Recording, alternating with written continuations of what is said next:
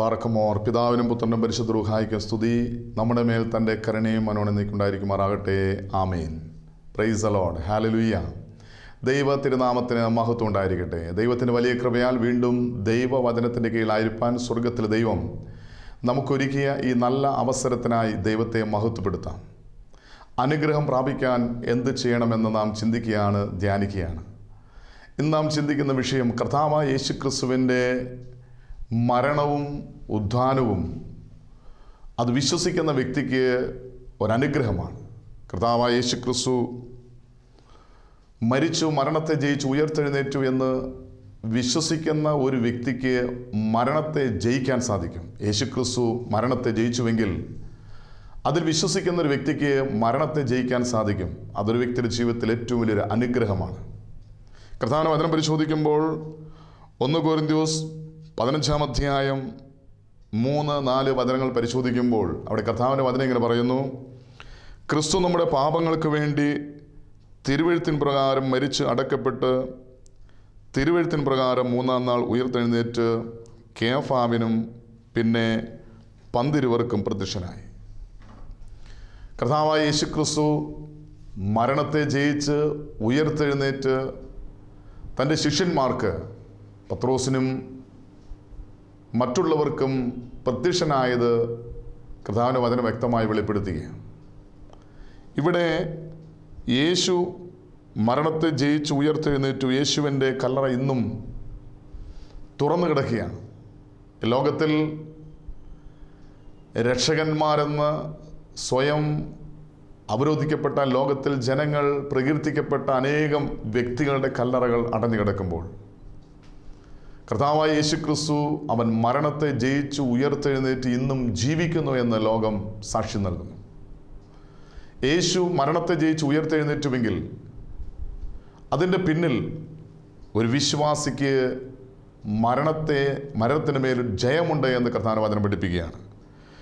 അതേ അധ്യായത്തിൽ തന്നെ 16-17 വാക്യങ്ങൾ പരിശോധിക്കുമ്പോൾ കർത്താവിൻ്റെ വചനം പറയുന്നു: മരിച്ചവർക്ക് ഉയർപ്പുണ്ട്. അതിന് ഏറ്റവും വലിയ ദൃഷ്ടാന്തമാണ് കർത്താവായ യേശുക്രിസ്തുവിൻ്റെ ഉയർപ്പ്. വചനം പറയുന്നു: മരിച്ചവർ ഉയർക്കുന്നില്ല എങ്കിൽ ക്രിസ്തുവും ഉയർത്തിട്ടില്ല. ക്രിസ്തു ഉയർത്തിട്ടില്ല എങ്കിൽ നിങ്ങളുടെ വിശ്വാസം വ്യർത്ഥമത്രേ. നിങ്ങൾ ഇന്നും നിങ്ങളുടെ പാപങ്ങളിൽ ഇരിക്കുന്നു. ഈ ലോകത്തിൽ പാപത്തിൽ ജീവിച്ച് പാപിയാണെന്ന് സ്വയം തിരിച്ചറിഞ്ഞ് പാപങ്ങൾ ഏറ്റുപറഞ്ഞ് പാപക്ഷമ സ്വീകരിക്കുന്ന ഒരു വ്യക്തിക്ക് കർത്താവായ യേശുക്രിസ്തു മുഖാന്തരം മരണത്തിന് ശേഷം ഒരു ഉയർപ്പുണ്ട്. ഇതിനേറ്റവും വലിയ തെളിവാണ് കർത്താവായ യേശുക്രിസ്തുവിൻ്റെ മരണവും ഉദ്ധാനവും.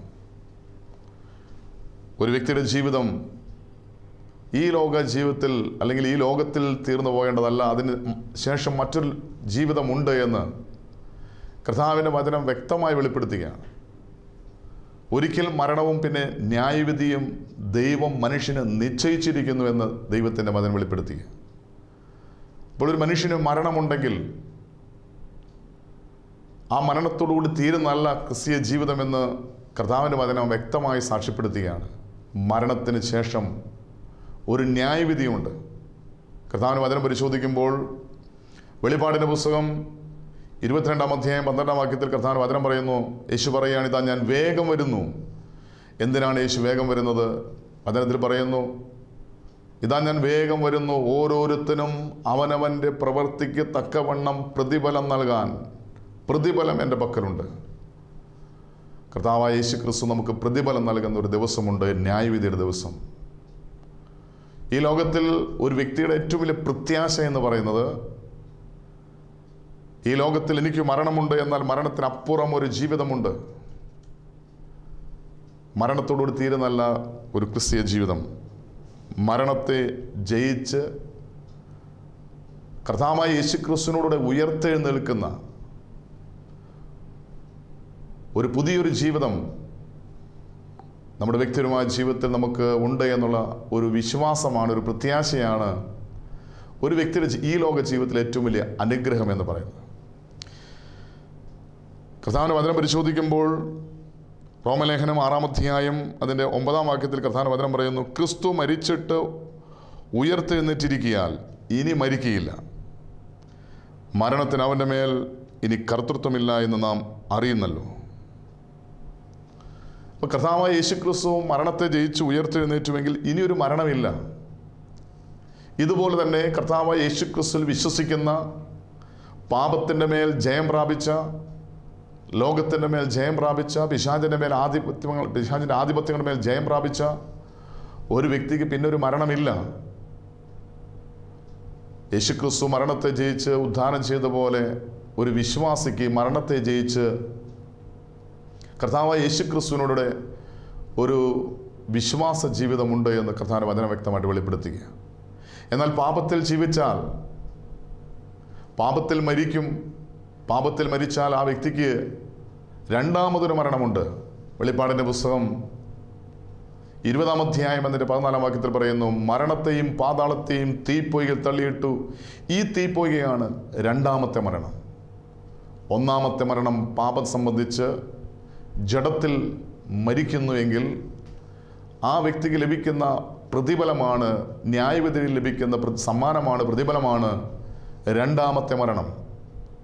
ഈ രണ്ടാമത്തെ മരണം എന്തെന്ന് ചോദിച്ചാൽ അത് തീപ്പൊയ്കയാണ്, അത് കത്തുന്ന നരകമാണ്.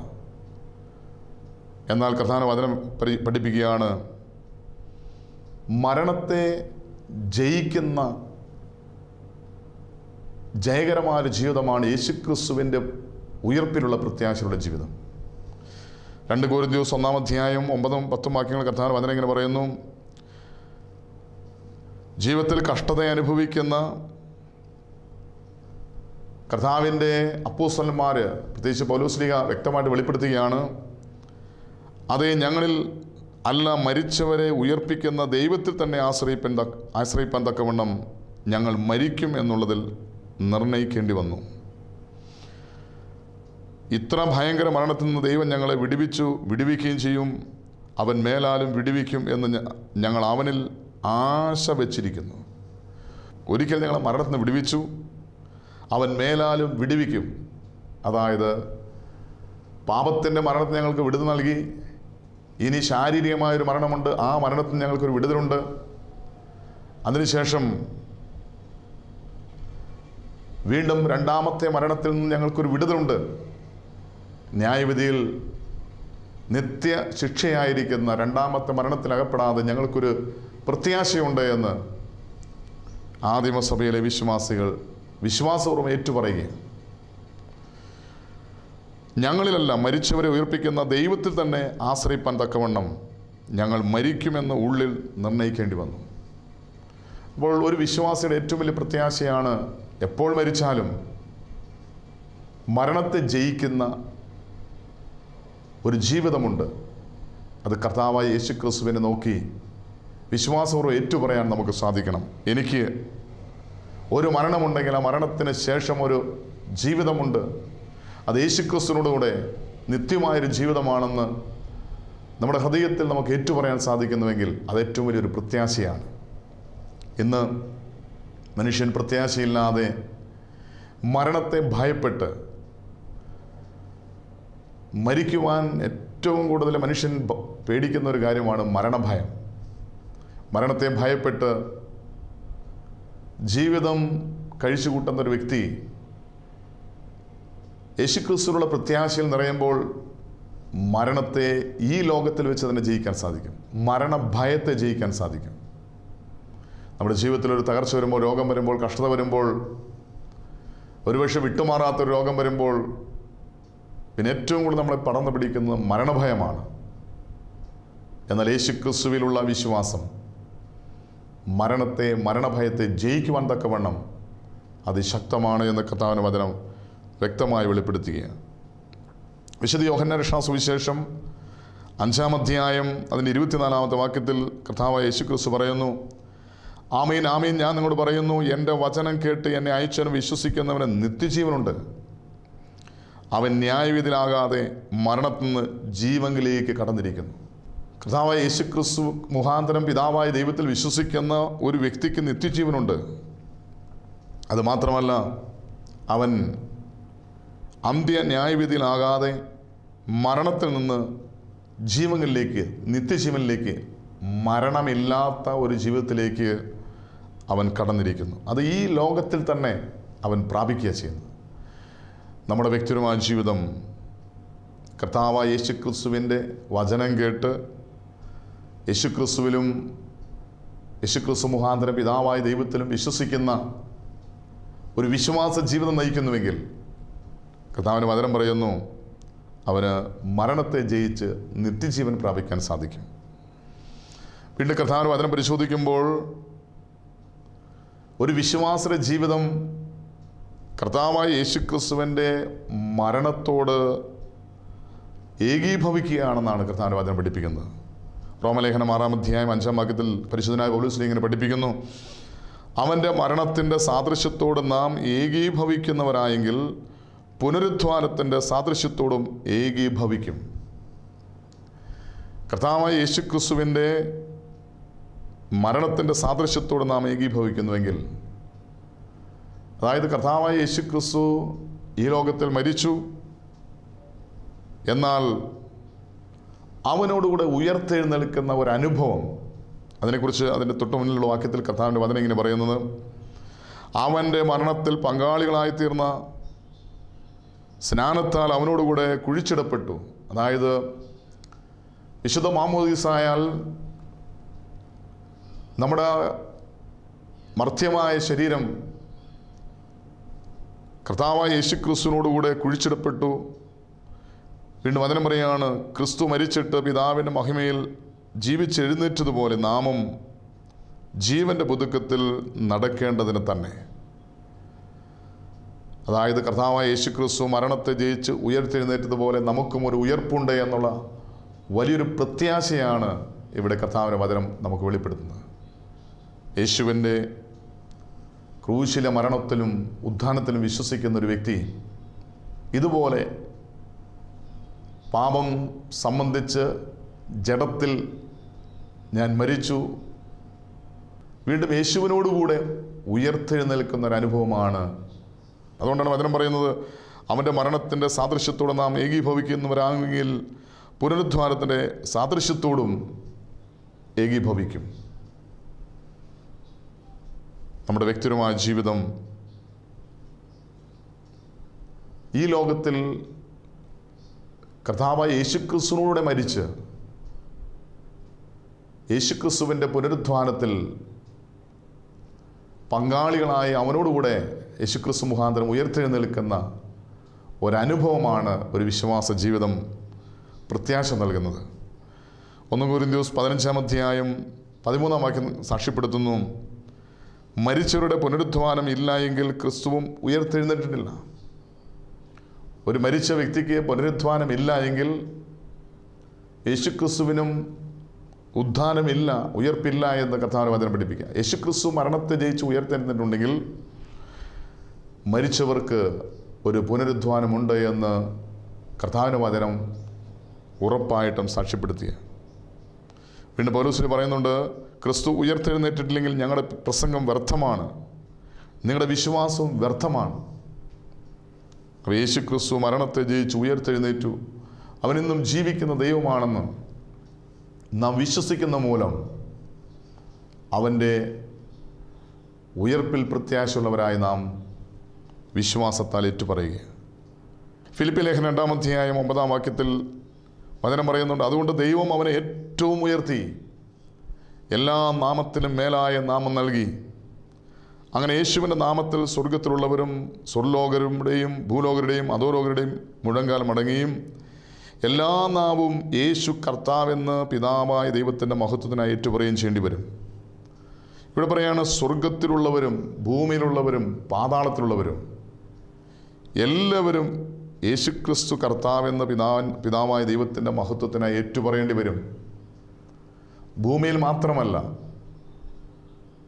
ഭൂമിയിൽ നിന്ന് മരണം വഴി മാറ്റപ്പെട്ടാൽ വചനം പറയുന്നു അധോലോകത്തിൽ, അതായത് ഈ ഭൂമിയിൽ ജീവിച്ചിരുന്നാലും മരണം വഴി മാറ്റപ്പെട്ട് സ്വർഗത്തിലായാലും നരകത്തിലായാലും യേശുവിൻ്റെ നാമത്തെ ഏറ്റുപറയേണ്ടി വരുമെന്ന് കർത്താവിന്റെ വചനം വെളിപ്പെടുത്തുക. അതായത് യേശുവിൻ്റെ ഉയർപ്പിലുള്ള വിശ്വാസം, പ്രത്യാശ ഈ ഭൂമിയിൽ നാം ഏറ്റുപറയുന്നില്ലെങ്കിൽ മരണം വഴി ഒന്നല്ലെങ്കിൽ നിത്യമായ നരകത്തിൽ, നിത്യമായ സ്വർഗത്തിൽ. അവിടെയും നമ്മൾ യേശുക്രിസ്തുവിൻ്റെ ഉത്ഥാനം, ഉയർപ്പ്, അതിലുള്ള വിശ്വാസം ഏറ്റുപറയേണ്ടി വരും. എല്ലാ നാവും യേശു കർത്താവ് എന്ന പിതാവിൻ്റെ മഹത്വത്തിനായി ഏറ്റുപറയേണ്ടി വരും.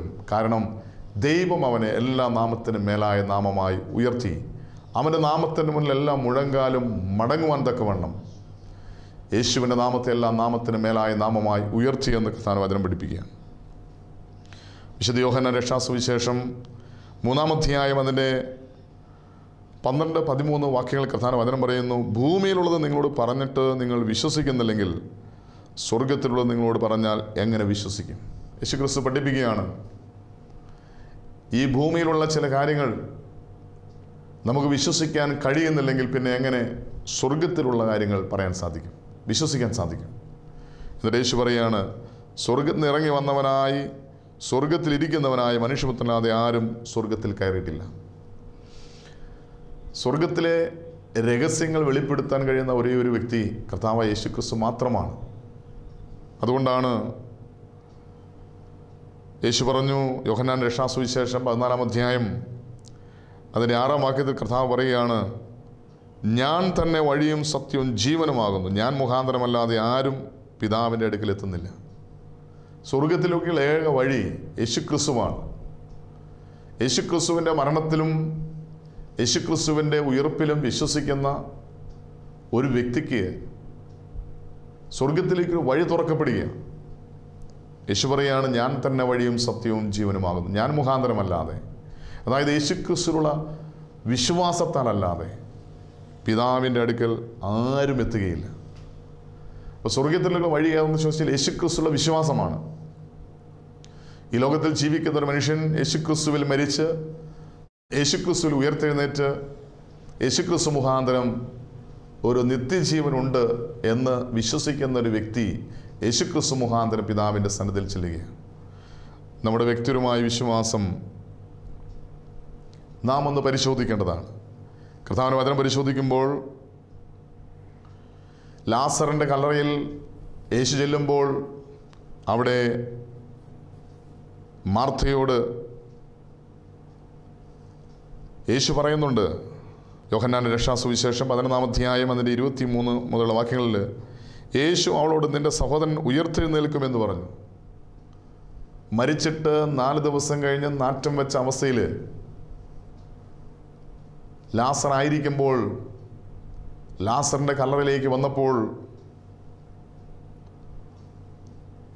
അവൻ മരിച്ചു, 4 ദിവസമായി നാറ്റം വെച്ച് കാണുമെന്ന് സഹോദരങ്ങൾ യേശുവിനോട് പറയുമ്പോൾ യേശു പറയുന്നൊരു വാക്കുണ്ട്,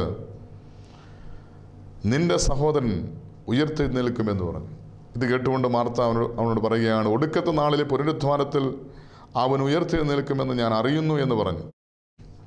അപ്പോൾ ഒടുക്കത്തെ നാളിൽ ഒരു ഉയർപ്പുണ്ട്, പുനരുദ്ധാനത്തിൽ ഉയർപ്പുണ്ട് എന്ന് വിശ്വസിക്കുന്ന ഒരു വ്യക്തിയായിരുന്നു മാർത്ത. എന്നാൽ യേശുവിനോട് പറയുന്ന വാക്കിതാണ്, ഞാൻ തന്നെ പുനരുദ്ധാനവും ജീവനുമാകുന്നു, എന്നിൽ വിശ്വസിക്കുന്നവൻ മരിച്ചാലും ജീവിക്കും, ജീവിച്ചിരുന്ന എന്നിൽ വിശ്വസിക്കുന്നവൻ ആരും ഒരു നാളും മരിക്കുകയില്ല.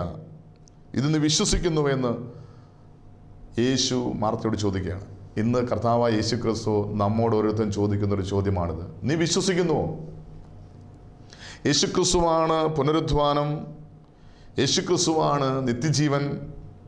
യേശുക്രിസ്തുവിൽ വിശ്വസിക്കുന്ന ഒരു വ്യക്തി, യേശുക്രിസ്തുവിൻ്റെ മരണത്തിലും ഉത്ഥാനത്തിലും വിശ്വസിക്കുന്ന ഒരു വ്യക്തി മരിച്ചാലും ജീവിക്കുമെന്ന് നീ വിശ്വസിക്കുന്നു? ഇന്ന് കർത്താവായ യേശുക്രിസ്തു വ്യക്തിപരമായി നമ്മോട് ഓരോരുത്തരും ചോദിക്കുന്നൊരു ചോദ്യമാണ്.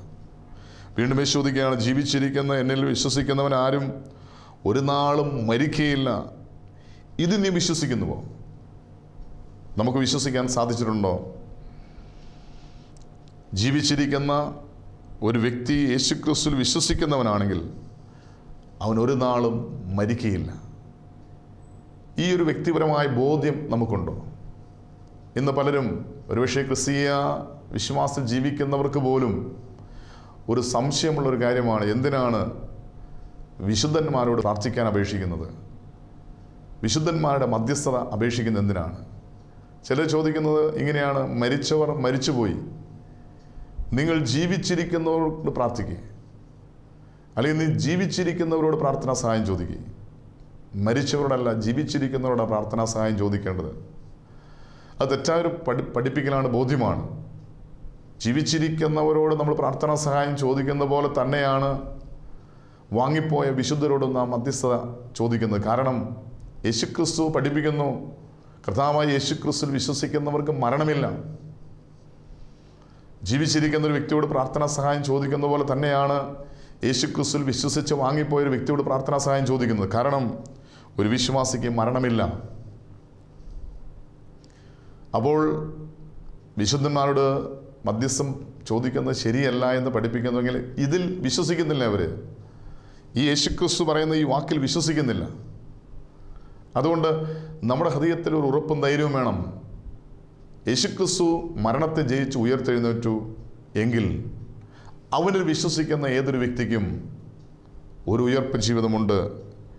ഇന്ന് കർത്താവായ യേശുക്രിസ്തു നമ്മോട് ചോദിക്കുന്നൊരു ചോദ്യമാണ്, ഞാൻ തന്നെ പുനരുദ്ധാനം ജീവനുമാകുന്നു, എന്നിൽ വിശ്വസിക്കുന്നവൻ മരിച്ചാലും ജീവിക്കുമെന്ന് നീ വിശ്വസിക്കുന്നുണ്ടോ? ജീവിച്ചിരിക്കുന്ന എന്നിൽ വിശ്വസിക്കുന്ന ഒരു വ്യക്തിക്ക് ഒരു നാളും മരണമില്ല എന്ന് നീ വിശ്വസിക്കുന്നുണ്ടോ? നമ്മുടെ വിശ്വാസം നമ്മുടെ ജീവിതത്തിലെ ഏറ്റവും വലിയ പ്രത്യാശയായി മാറണം. അങ്ങനെ യേശുവിൽ വിശ്വസിച്ച് പ്രത്യാശയോടെ ജീവിക്കുന്ന ഒരു വ്യക്തിക്ക് ഈ വിശ്വാസ ജീവിതം ഒരു അനുഗ്രഹമാണ്. നമ്മുടെ പൂർവ്വപിതാക്കന്മാർ കർത്താവായ യേശുക്രിസ്തുവിന് വേണ്ടി മരിക്കാൻ, രക്തസാക്ഷിത്വം സ്വീകരിക്കാൻ തയ്യാറായി. എന്തുകൊണ്ട് അവർ യേശുവിന് വേണ്ടി മരിക്കാൻ തയ്യാറായി? ഈ മരണത്തിനപ്പുറം ഒരു ജീവിതമുണ്ടെന്നുള്ള വലിയ പ്രത്യാശയാണ്. ഇന്ന് പലപ്പോഴും ജീവിതത്തിൽ മരണഭയം അനുഭവിക്കുന്ന ഒത്തിരി വ്യക്തികളുണ്ട്. ഒരുപക്ഷെ ഡോക്ടർമാർ ഉപേക്ഷിച്ച വൈദ്യശാസ്ത്രം കൈവിട്ട, ഇനി ആർക്കും ഒന്നും ചെയ്യാൻ സാധ്യമല്ല എന്ന് ലോകം വിധി എഴുതിയ മാരകമായ രോഗങ്ങൾ, മാറാ രോഗങ്ങൾ ബാധിച്ച് ജീവിതത്തിൽ കഷ്ടതയും ദാരിദ്ര്യവും ദുഃഖവും വേദന അനുഭവിച്ച് മരണത്തെ മുന്നിൽ കണ്ട് ജീവിക്കുന്ന ചില ജീവിതങ്ങൾ, അവരുടെ ജീവിതത്തിൽ ഏറ്റവും വലിയ ഭയമാണ് മരണഭയം. എന്നാൽ ഈ ഒരു പ്രത്യാശയുള്ളൊരു വ്യക്തിക്ക്, യേശുക്രിസ്തുവിൻ്റെ മരണത്തിലും ഉയർപ്പിലും പ്രത്യാശയുള്ളൊരു വ്യക്തിക്ക്, ഇതുപോലെ എനിക്കൊരു മരണമുണ്ട്, മരണത്തിനപ്പുറം ഒരു ജീവിതമുണ്ട്, കർത്താവായ യേശുക്രിസ്തു മുഖാന്തരം എനിക്കൊരു നിത്യജീവിതമുണ്ട് എന്നുള്ള ആ ഉറപ്പും ധൈര്യവും മരണഭയത്തെ ജയിക്കുവാൻ സാധിക്കുന്നു. യേശുക്രിസ്തു മരണത്തെ ജയിച്ചുവെങ്കിൽ എനിക്കും വിശ്വാസത്താൽ പ്രത്യാശയാൽ മരണത്തെ ജയിക്കാൻ സാധിക്കണം. യേശുക്രിസ്തു മുഖാന്തരം പ്രത്യാശയുള്ളവരായി, യേശുക്രിസ്തു മുഖാന്തരം ഒരു നിത്യജീവൻ പ്രാപിക്കുവാൻ തക്കവണ്ണം യേശുക്രിസ്തുവിൻ്റെ മരണത്തെയും ഉത്ഥാനത്തെയും നമ്മുടെ ജീവിതവുമായി ബന്ധപ്പെടുത്തി നമുക്കും ഒരു ഉയർപ്പുണ്ടെന്നുള്ള വലിയ പ്രത്യാശയോടെ, മരണത്തിന് ശേഷം അപ്പോൾ ഒരു ജീവിതമുണ്ടെന്നുള്ള വലിയ പ്രത്യാശയോടെ ഒരു വിശുദ്ധ ജീവൻ നയിക്കാൻ നമുക്ക് ആഗ്രഹിക്കാം, പ്രാർത്ഥിക്കാം. അതിനായി നമുക്ക് നമ്മെ തന്നെ സമർപ്പിക്കാം. ഈ ലോകത്തിൽ ഒരു വ്യക്തിയുടെ ജീവിതത്തിൽ എപ്പോൾ മരണം വരുമെന്നറിയില്ല. അതെപ്പോൾ വന്നാലും കർത്താവിൻ്റെ വചനം പറയുന്നു, കർത്താവ് കള്ളൻ വരുന്നത് പോലെ വരുമെന്ന് ഉള്ളതുകൊണ്ട് നിങ്ങൾ ഉണർന്നിരിപ്പിൻ. ഇതുപോലെ തന്നെ ഒരു മനുഷ്യൻ്റെ ജീവിതത്തിൽ മരണം എപ്പോൾ സംഭവിക്കുമെന്ന് അറിയാതെ കൊണ്ട് ഉണർന്നിരിക്കണം. എപ്പോൾ വേണമെങ്കിലും എൻ്റെ ജീവിതത്തിൽ മരണം സംഭവിക്കാം, എപ്പോൾ വേണമെങ്കിലും കർത്താവിൻ്റെ വരവ് ഉണ്ടാകാം, എപ്പോൾ വേണമെങ്കിലും ലോകം അവസാനിക്കാം. ഇതെപ്പോൾ സംഭവിച്ചാലും എനിക്കെൻ്റെ കർത്താവിനോട് കൂടെ ആയിത്തീരണമെന്നുള്ള വലിയ ഒരു പ്രത്യാശ നമ്മുടെ ഹൃദയത്തിലുണ്ടെങ്കിൽ അത് നമ്മുടെ ജീവിതത്തിൽ വ്യക്തിപരമായ അനുഗ്രഹത്തിന് കാരണമായി തീരും. ആ ഒരു പ്രത്യാശയ്ക്ക് വേണ്ടി നമുക്ക് ആഗ്രഹിക്കാം, പ്രാർത്ഥിക്കാം, കണ്ണടയ്ക്കാം. ഞങ്ങൾ അത്യധികമായി സ്നേഹിക്കുന്ന ഞങ്ങളുടെ സ്വർഗീയ പിതാവാൻ നല്ല ദൈവമേ, ഈ അനുഗ്രഹിക്കപ്പെട്ട സമയത്തിനായി നന്ദി പറയുന്ന കർത്താവേ, യേശുവേ, അവിടുന്ന് ഞങ്ങൾക്ക് വേണ്ടി മരിച്ചു, മരണത്തെ ജയിച്ചു, ഉയർത്തെഴുന്നേറ്റു. കർത്താവേ, ഞങ്ങൾക്കും ഇതുപോലെ നിന്നോടുകൂടെ മരിച്ച് നിന്നോടുകൂടെ ഉയർത്തെഴുന്നേറ്റ് നീ ഞങ്ങൾക്കായി ഒരുക്കിയിരിക്കുന്ന നിത്യമായി സ്വർഗജാലം പ്രാപിക്കുവാൻ, ഈ ഭൂമിയിൽ തന്നെ നിത്യജീവൻ പ്രാപിക്കുവാൻ കർത്താവേ, ഞങ്ങൾക്ക് വലിയൊരു പ്രത്യാശയും ധൈര്യവും നൽകി, ഉറപ്പും നൽകി ഞങ്ങളെ അനുഗ്രഹിക്കണമെന്ന് പ്രാർത്ഥിക്കുന്നു. ഈ വചനം കേൾക്കുന്ന എല്ലാവരും നിൻ്റെ കരങ്ങളിൽ സമർപ്പിക്കുന്നു. ജീവിതത്തിൽ മരണഭയം അനുഭവിക്കുന്ന എല്ലാ വ്യക്തികളും നിൻ്റെ കരങ്ങളിൽ സമർപ്പിക്കുന്നു. പ്രത്യാശയില്ലാതെ നിരാശയുടെ വേദനയുടെ അനുഭവത്തിലായിരിക്കുന്ന എല്ലാവരും നിൻ്റെ കരുണ സമർപ്പിക്കുന്നു. വിശ്വാസമില്ലാതെ ജീവിതത്തിൽ ചില സംശയങ്ങൾക്ക് അടിമപ്പെട്ട് ജീവിക്കുന്ന വ്യക്തികളെ നിൻ്റെ കരങ്ങളിൽ സമർപ്പിക്കുന്നു. കർത്താവ്, ഞങ്ങളുടെ സംശയം മാറ്റി വിശ്വാസത്തിൽ നിറയുവാൻ, ഞങ്ങളുടെ നിരാശ മാറി പ്രത്യാശയിൽ ഉറപ്പുള്ളവരായി തീരുവാൻ, മരണത്തെ ജയിച്ച് മരണത്തിനപ്പുറമായിരിക്കുന്ന ഒരു നിത്യമായ ജീവിതമുണ്ടെന്നുള്ള വലിയ പ്രത്യാശയോടെ നിത്യജീവന് വേണ്ടി ഒരുങ്ങി ജീവിക്കുവാൻ കർത്താവ് ഞങ്ങൾക്ക് കൃപ നൽകണമെന്ന് പ്രാർത്ഥിക്കുന്നു. പരിശുദ്ധ അമ്മേ, ദൈവമാതാവേ, ഞങ്ങൾക്ക് വേണ്ടി പ്രാർത്ഥിക്കണമേ. സകല ശുദ്ധിമാന്മാരെ, ശുദ്ധിമന്തിനെ ഞങ്ങൾക്ക് വേണ്ടി പ്രാർത്ഥിക്കണമേ. എല്ലാ മഹത്വവും പിതാവിടുന്ന് മാത്രം എടുക്കണം. യേശുവിൻ്റെ നാമത്തിൽ തന്നെ. ആമേൻ.